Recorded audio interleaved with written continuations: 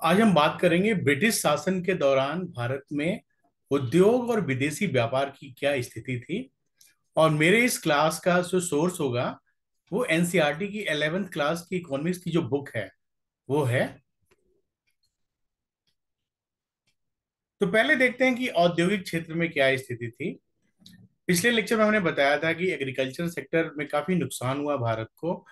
Britishers ने अंग्रेजों ने अपने हितों को ध्यान में रखकर भारत में नकदी फसलों को बढ़ावा दिया। यही पैटर्न उन्होंने औद्योगिक क्षेत्र में भी इस्तेमाल किया। और यहां पर उनके वेस्टेड इंटरेस्ट पर आधारित जो उनकी नीतियां थी उन्होंने हमारे उद्योग धंधों को प्रभावित किया। तो कृषि क्षेत्र की तरह मैन्युफैक्चरिंग सेक्टर में भी औपनिवेशिक शासन के तहत भारत एक ठोस औद्योगिक आधार विकसित नहीं कर सका।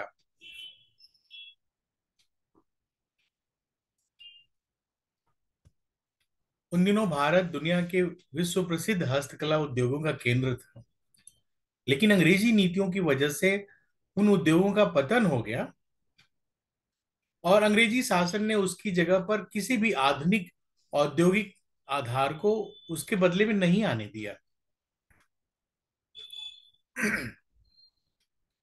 भारत को व्यवस्थित रूप से उद्योग विहीन बनाने की इस नीति के पीछे औपनिवेशिक सरकार के दो प्राथमिक उद्देश्य थे।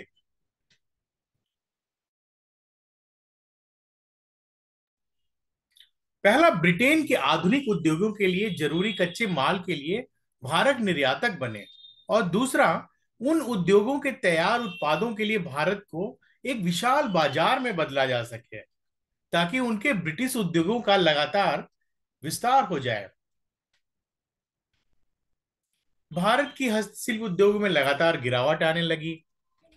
जो बदलता हुआ आर्थिक परिदृश्य परिदृश्य था उसमें भारत के जो स्वदेशी हस्तशिल्प उद्योग थे उनको बड़ा हतोत्साहत वाले माहौल का सामना करना पड़ा, जिससे बेरोजगारी पैदा हुई। और यही नहीं, भारतीय उपभोक्ता बाजार में एक नई मांग पैदा हुई। और यह मांग जो थी भारतीय उद्योग धंधों पर आधारित नहीं थी, यह मांग थी ब्रिटिश सामानों की।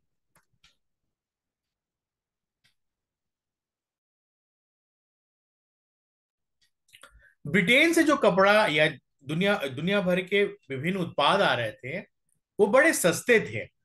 और उन सस्ते जो माल का आयात भारत करने लगा और इस माल को अंग्रेजी नीतियों के हिसाब से बड़े ही नियोजित तरीके से, बड़े ही प्लान तरीके से पूरा किया गया। 19वीं शताब्दी के उत्तरार्ध के दौरान आधुनिक उद्योग ने भारत में जड़ तो जमाना शुरू किया, लेकिन इसकी प्रगति बहुत धीमी रही। और शुरू में यह जो विकास था भारत में उद्योग धंधों का जो विकास था उसमें कपास और जूट से बनने वाले कपड़ा मिल तक ही ये चीजें सीमित थी। इसमें जो आधुनिक जो जरूरतें थी या उद्योग धंधे थे उन पर आधारित उत्पादों को जानबूझकर उनको प्रोत्साहित नहीं किया गया।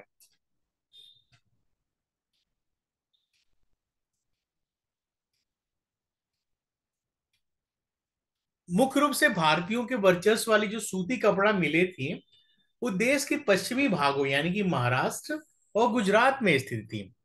और विदेशी कंपनियों के जो वर्चस्व वाली कंपनी थी जो मिली थी वो जूट मिली थी, खासतौर पे से बंगाल में केंद्रित थी। इस बंगाल में हमारा पूरा एकीकृत बंगाल आता है,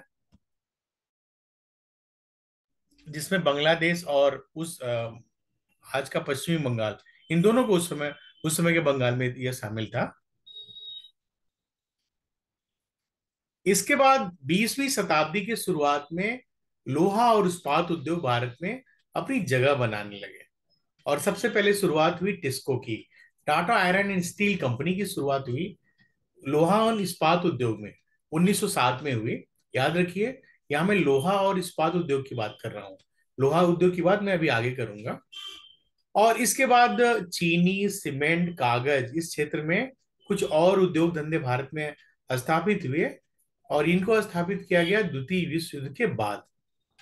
लेकिन इन सब के बावजूद भारत में इंडस्ट्रियलाइजेशन को बढ़ाने के लिए उनको सपोर्ट करने के लिए कोई कैपिटल गुड्स इंडस्ट्री ही नहीं थी।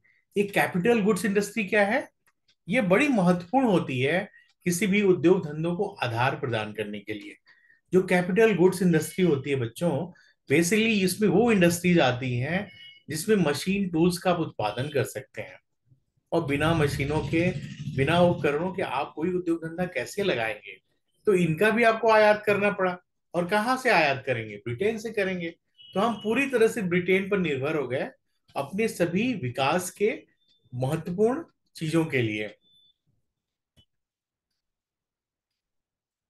तो घरेलू उद्योग में शुरुआत में क्या हुई, कुछ छोटी मोटी विनिर्माण इकाइयां स्थापित हुई। लेकिन उसके पहले आपको मैं बता चुका हूं कि भारत का पारंपरिक हस्तशिल्प उद्योग जो था वो दुनिया भर में उत्कृष्ट श्रेणी का था। और उसका पतन हो गया इनकी नीतियों की वजह से। तो उनको उनका जगह कोई नहीं ले पाया। छोटी मोटी मैन्युफैक्चरिंग यूनिट्स तो स्थापित हुई, लेकिन ये जो इतना पावरफुल सेक्टर था भारत का, उनको ये जो नई नई चीजें थी उनको रिप्लेस नहीं कर पाई। इसके अलावा जो जो विकास हो रही थी, ये विकास दर, ये जीडीपी और जीबीए में इसका योगदान बहुत कम रहा। जब इसका योगदान बढ़ेगा तब तो आप इंक्लूसिव ग्रोथ की बात कर सकेंगे, समावेशी विकास की बात कर सकेंगे। तो जो छोटी मोटी मैन्युफैक्चरिंग यूनिट्स स्थापित हुई, पहले तो वो पारंपरिक हस्तशिल्प उद्योग के पतन की भरपाई नहीं कर पाई, और दूसरा वो भारत के जीडीपी में उनका योगदान बहुत ही मामूली था।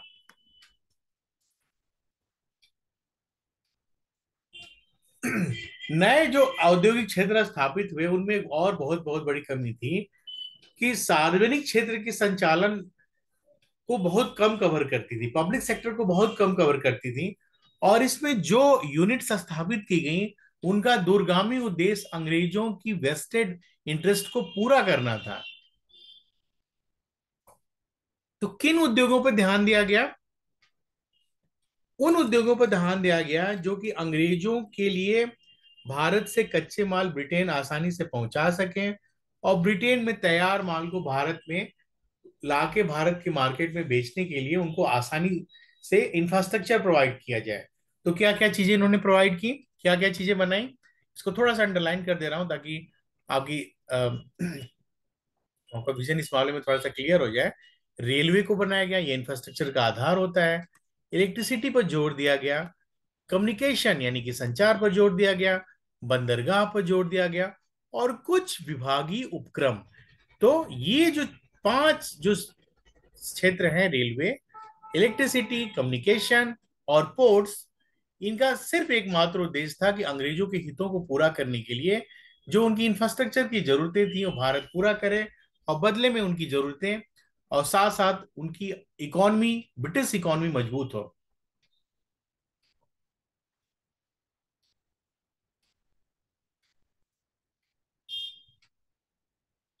विदेशी व्यापार की क्या स्थिति थी? आप सभी को पता है कि प्राचीन काल से ही भारत एक बहुत ही महत्वपूर्ण व्यापारिक राष्ट्र रहा है।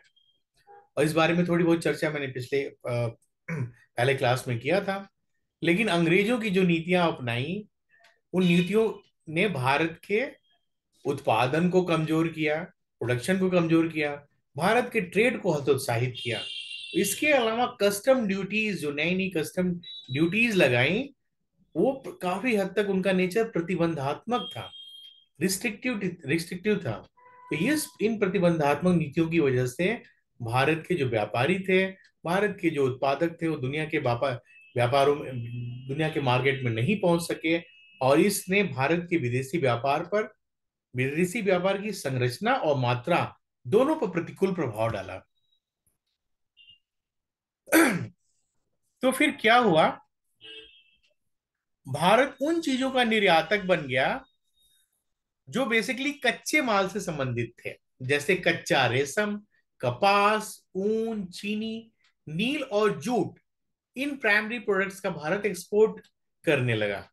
और फिर जो तैयार उपभोक्ता वस्तुएं थी, जैसे कपास, रेशम और ऊन से बने हुए कपड़े और पूंजीगत सामान जो कि ब्रिटेन के कारखानों में उत्पादित होते थे, भारत इनका आयातक बन गया।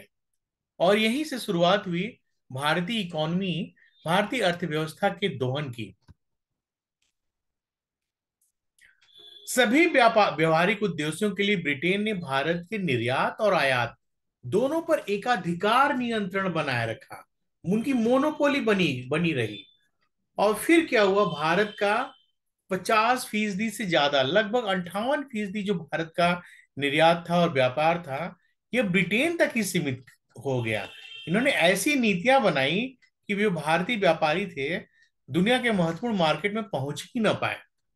और अगर पहुंचे तो तीन चार देशों तक तीन चार देशों तक ही इसको सीमित रखा गया। वो कौन से देश थे?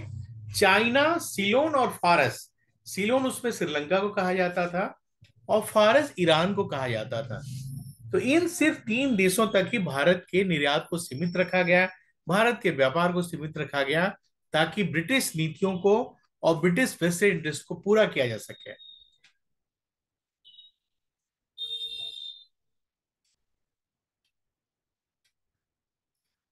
और एक बड़ा महत्वपूर्ण कंसेप्ट इस विदेशी व्यापार में आया। जरा ध्यान से इस बात को देखिएगा। भारत बहुत ज्यादा निर्यात करने लगा, बहुत ज्यादा निर्यात, जबकि भारत बहुत बड़ा निर्यातक था नहीं। और इस बहुत ज्यादा निर्यात, जिसको हम एक्सपोर्ट सरप्लस कहते हैं, बहुत ज्यादा निर्यात जो था, भारत की इकोनॉमी पर बहुत बड़ा बोझ बन गया। तो ये बहुत अधिक निर्यात का कंसेप्ट क्या है, इसको जरा ध्यान से समझिएगा। लार्ज एक्सपोर्ट सरप्लस, इसको कहते हैं निर्यात अधिशेष का सृजन। छोटे छोटे क्वेश्चन आए हैं आपकी परीक्षा में। औपनिवेशिक काल के दौरान भारत के विदेशी व्यापार की सबसे महत्वपूर्ण विदेश विशेषता क्या थी? बड़े निर्यात अधिशेष का सृजन। अधिशेष मतलब सरप्लस, मतलब बहुत अधिक मात्रा में निर्यात होने लगा। और ये निर्यात भारत की इकोनॉमी को दबाने लगा, एक बोझ बन गया भारत के ऊपर, बहुत बड़ा निर्यात।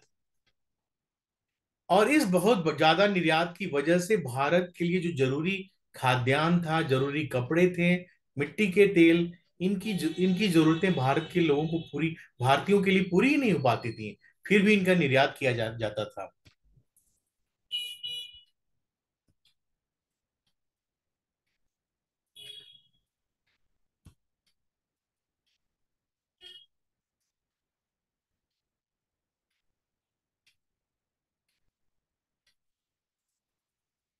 एक क्वेश्चन है, prepare a list of items that were exported from and imported into India during the British rule. British शासन के दौरान भारत से निर्यात और आयात की जाने वाली वस्तुओं की सूची तैयार कीजिए। तो इसका उत्तर होगा, भारत से क्या क्या निर्यात किया जाता था? कॉटन। इसके अलावा ह्यूमन ट्रैफिकिंग की बहुत बड़ी समस्या थी। मतलब लोगों लोगों को, बंधुआ मजदूरों को वहां बाजारों में बेचा जाता था। ह्यूमन ट्रैफिकिंग बहुत बड़ी समस्या थी उस समय। इसके अलावा जो छोटे छोटे रजवाड़े थे, वहां से तस्करी किए हुए सामान जाते थे दुनिया के बाजारों में। इसके अलावा गोल्ड और महत्वपूर्ण स्टोन्स, ज्वेलरी, इनको बेचा जाता था। और साथ में एग्रीकल्चर कमोडिटीज, स्पाइसेस, कृषि क्षेत्र में महत्वपूर्ण मसालों का निर्यात होता था। क्या क्या चीजें इंपोर्ट होती थी भारत से, इसको देखिए। Machinery for various textile projects, cements plants, steel plants, steel equipments, engine, railway beams और ब्रिजेस, इनका आयात होता था। टेक्सटाइल मतलब कपड़ा उद्योग से महत्वपूर्ण वस्तुओं का आयात होता था। सीमेंट संयंत्र का आयात होता था। स्टील प्लांट्स का आयात होता था। स्टील के उपकरण का आयात होता था। इंजन्स का आयात होता था। रेलवे के बीम और ब्रिज का आयात होता था।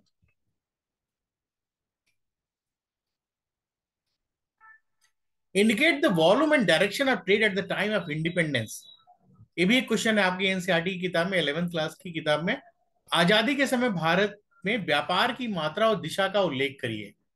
तो आजादी के समय भारत कच्चे रेशम, कपास, ऊन, चीनी, नील, जूट, इन वस्तुओं का प्राथमिक, इन जैसे प्राथमिक उत्पादों का निर्यातक था।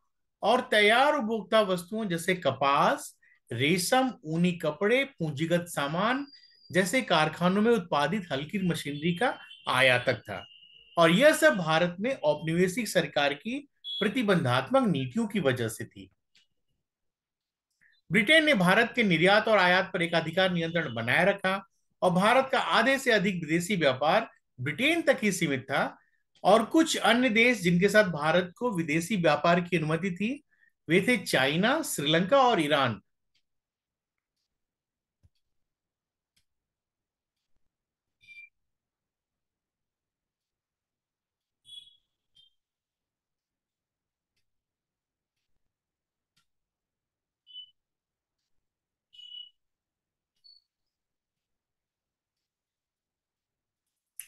मैं अभी कुछ देर पहले आपको लार्ज एक्सपोर्ट सरप्लस के बारे में बता रहा था। इसको थोड़ा सा और इस पर बात करते हैं कि बहुत अधिक मात्रा में जो एक्सपोर्ट सरप्लस हुआ उसका क्या प्रभाव पड़ा।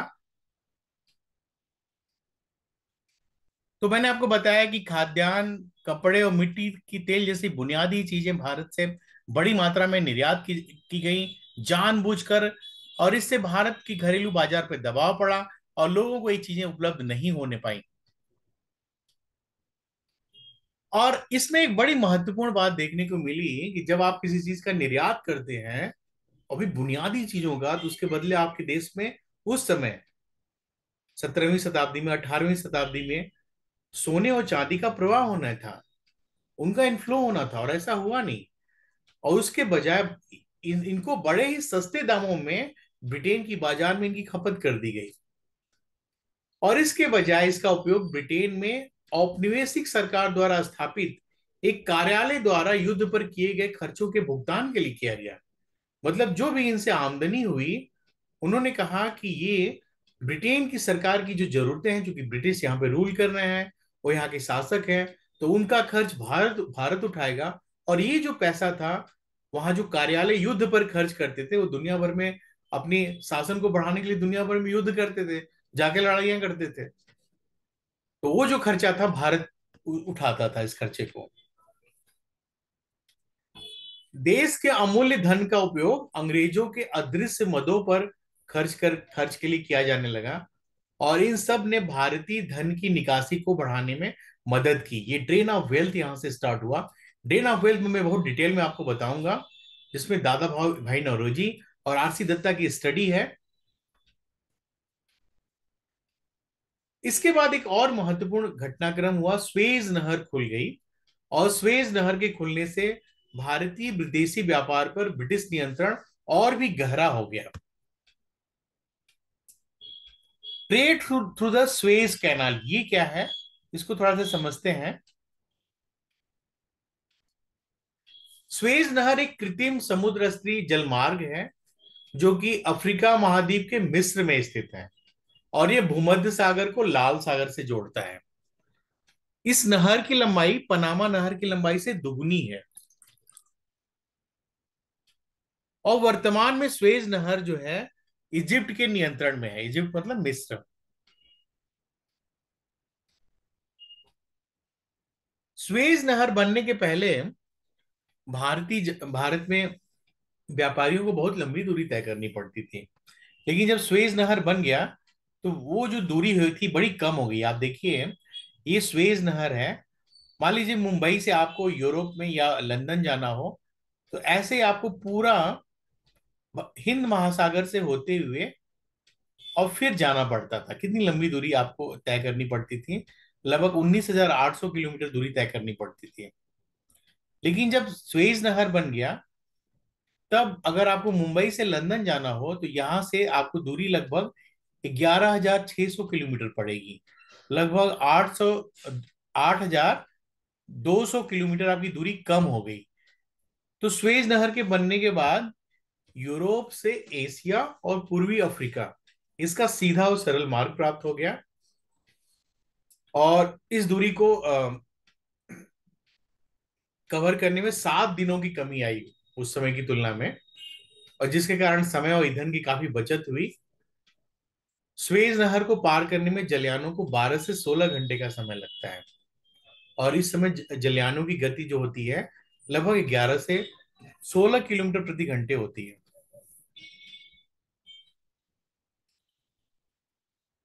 एक बड़ा महत्वपूर्ण सा क्वेश्चन है, एनसीईआरटी की बुक में आई है, उसको सॉल्व करते हैं।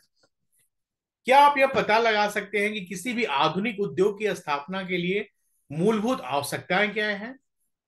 उदाहरण के लिए जमशेदपुर में Tata iron and steel company की स्थापना के क्या कारण हो सकते हैं? जो अब झारखंड में है। तो जमशेदजी टाटा ने जमशेदपुर को अपने आयरन और स्टील प्लांट के लिए चुना। उसकी सबसे बड़ी वजह है, जो सबसे पहली वजह है, मैं थोड़ा सा अंडरलाइन भी करता जाऊं ताकि आपको समझाने में मेरे लिए आसानी हो। पहला तो ये सुवर्ण रेखा और खरकई, ये दिन दो नदियों के मुहाने पर स्थित है। इससे क्या हुआ, पानी की जरूरतें जो इंडस्ट्री की थी वो इनसे पूरी होने हो, इसके लिए पहला तो यहाँ पे स्थापित किया गया। दूसरा, जो काली माटी स्टेशन है, उससे ये स्थान सिर्फ 32 किलोमीटर दूर था। काली माटी स्टेशन कहाँ पे है? बंगाल और नागपुर रेलवे लाइन के बीच उस समय था। तो ये दो महत्वपूर्ण वजहें थी जिसकी वजह से भारत का जो महत्वपूर्ण टाटा आयरन स्टील प्लांट था वहां स्थापित हुआ। इसके अलावा ये जो इलाका है, यहाँ से आयरन के अयस्क, कोयला और मैग्नीज के जो डिपॉजिट्स हैं आसानी से उपलब्ध हो जाते थे। और टिस्को को कोयला जो था झरिया कोलफील्ड से आसानी से मिल जाता है। आयरन और लाइम स्टोन, डोलोमाइट और मैग्नीज, ये सब कुछ वहां के जो लोकेशन है उसके हिसाब से उड़ीसा और छत्तीसगढ़ से मिल जाता है। तो खरकई और सुवर्णका जो नदियां थी उनसे इस इंडस्ट्री को, इस प्लांट को सफिशिएंट वाटर सप्लाई मिलने लगा। और बाद में सरकार ने भी इसको बड़ी मदद की थी। तो ये इसका आंसर हुआ आपका। इसको जो तीन वजहें थी यही था कि आधुनिक उद्योग की स्थापना के लिए मूलभूत आवश्यकताएं क्या है, इसको समझाना था। जमशेदपुर में टाटा आयरन स्टील कंपनी के क्या कारण हो सकते हैं। तो पहला तो जो था आपको मैंने बताया कि सुवर्णरेखा और खरकई के मुहाने पर स्थित है। दूसरा, काली माटी स्टेशन से सिर्फ 32 किलोमीटर दूर स्थित है। और तीसरा, यहाँ से हम विभिन्न प्रकार के खनिज अयस्क आसानी से उपलब्ध हो सकते हैं उड़ीसा और छत्तीसगढ़ से।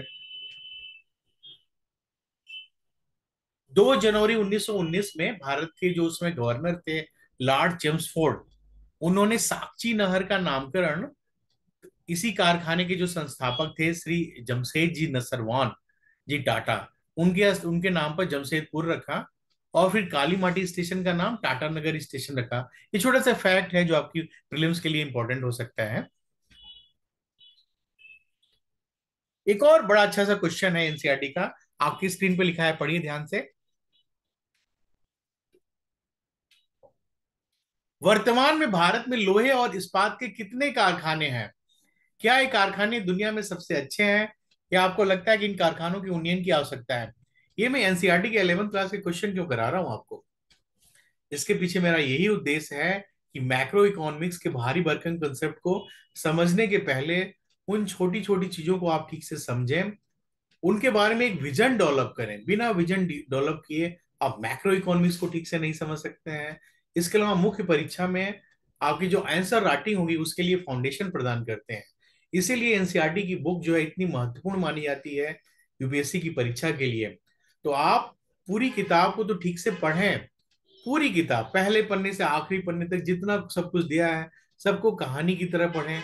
जितने क्वेश्चन दिए गए हैं, जितने होमवर्क दिए गए हैं, सबको करिए एकदम अच्छे स्टूडेंट की तरह। ये सब कुछ आपको परीक्षा में मदद करेगा। इसलिए मैं छोटे छोटे क्वेश्चन भी करा रहा हूँ ताकि आपको आदत हो जाए और आप भी खुद भी कर सकें। तो ये जो लोहा इस्पात उद्योग वाला क्वेश्चन है, भारत में जो लोहा इस्पात उद्योग है उसके बारे में पूछा है ये क्वेश्चन।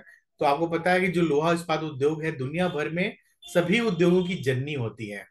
और भारत में लौह इस्पात उद्योग का इतिहास बहुत पुराना नहीं है। इसकी शुरुआत हुई थी 19वीं शताब्दी के आखिरी दशक में। और इसमें भारत दुनिया का चौथा इस्पात उत्पादक देश है। तो भारत में देश का पहला लौह उद्योग कारखाना कहाँ स्थापित हुआ था? 1874 ईस्वी में कुल्टी में हुआ था। कुल्टी कहाँ पे है? पश्चिम बंगाल के आसनसोल में है। और इसका नाम क्या था? Bengal iron works, BIW। और बाद में फंड की कमी से इस कंपनी को बंद कर दिया गया और बंगाल सरकार ने इसका अधिग्रहण कर लिया।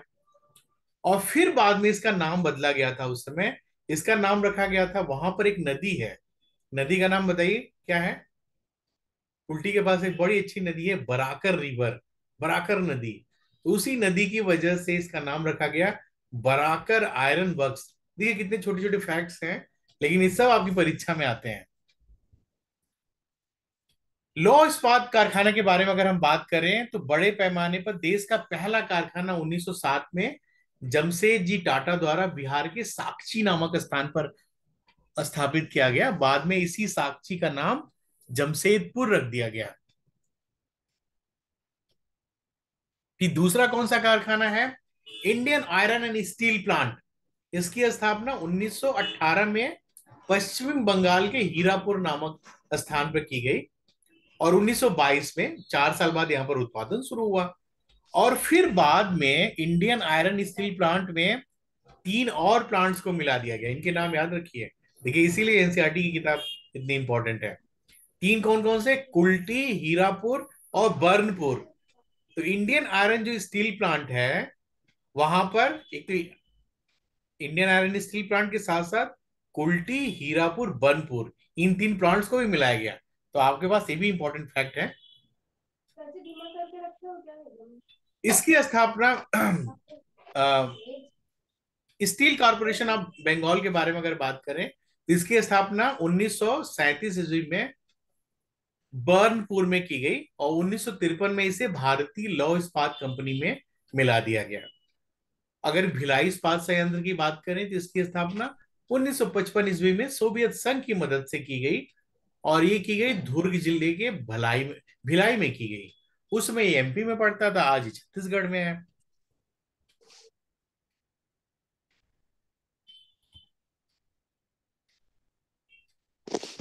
हिंदुस्तान स्टील लिमिटेड दुर्गापुर, 1956 ईस्वी में इसकी स्थापना ब्रिटेन की सहायता से पश्चिम बंगाल के दुर्गापुर में की गई। और बोकारो स्टील प्लांट, इसकी स्थापना 1968 ईस्वी में सोवियत संघ की मदद से बोकारो में की गई। उस समय बिहार में था बोकारो स्टील प्लांट, आज झारखंड में स्थित है। सेल के बारे में बात करें, सेल का एक बड़ा इंपॉर्टेंट फैक्ट है स्टील अथॉरिटी ऑफ इंडिया। इसकी स्थापना 24 जनवरी 1973 को किन किन संयंत्रों को मिलाकर की गई? याद रखिएगा, Bhilai, Rourkela, Burnpur, Salem, Bokaro, Durgapur, Visvesvaraya iron steel company. इन 7 स्टील कंपनियों को मिलाकर सेल की स्थापना हुई।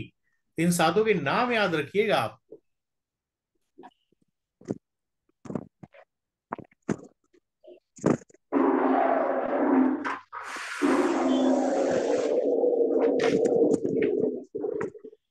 एक और क्वेश्चन है आपकी एनसीईआरटी का, आपकी स्क्रीन पर दिया हुआ, पढ़िए। Prepare a list showing where and when other modern studies industries of India were first set up। तो आजादी के समय और वो कौन से दूसरे उद्योग धंधे थे जो कि भारत में स्थापित हुए? पहला है आयरन स्टील इंडस्ट्री, जिसको 1874 में कुल्टी में स्थापित किया गया और ये कुल्टी वाला आज भी काम कर रहा है। सरकार इस पर ध्यान दे रही है, सरकार ने इसमें काफी मदद भी की थी। एल्यूमिनियम इंडस्ट्री, इसको सबसे पहले जेके नगर में स्थापित किया गया, ये पश्चिम बंगाल में है, 1837 में इसे स्थापित किया गया। सीमेंट इंडस्ट्री सबसे पहले चेन्नई में 1904 में स्थापित किया गया। केमिकल फर्टिलाइजर इंडस्ट्री, तो ये जो था उस समय सुपर फॉस्फेट प्लांट की स्थापना हुई भारत में सबसे पहले। कहां हुई? रानीपेट में 1906 में, ये तमिलनाडु में है। सुपर फॉस्फेट प्लांट भारत की पहली केमिकल फर्टिलाइजर इंडस्ट्री।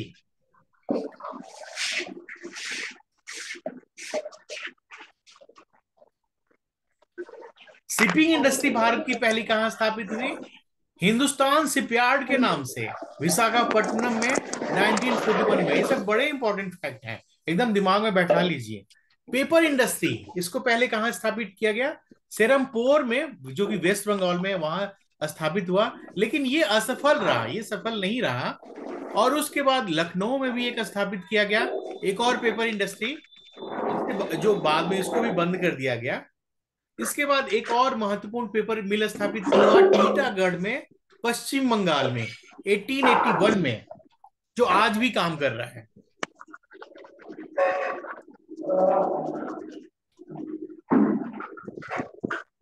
इसके अलावा भारत में जो महत्वपूर्ण उद्योग पहली जो शुरू में स्थापित किए गए थे, उसमें कॉटन टेक्सटाइल इंडस्ट्री 1818 में स्थापित हो गई थी, और ये स्थापित हुई थी फोर्ट ग्लोस्टर में स्थापित हुई थी, लेकिन ये असफल हो गई थी।